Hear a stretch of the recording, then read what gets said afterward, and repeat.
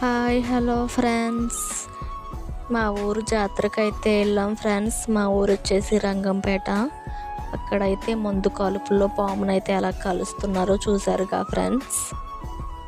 నాకైతే చాలా ఇష్టం ఫ్రెండ్స్ ఇలాంటివి చూడాలంటేని. చూస్తున్నారు కదా పాము అయితే ఎలా బుస్ కొడుతుందో. ఇంకా లేట్ ఎందుకు, మీరు కూడా చూసేయండి మరి.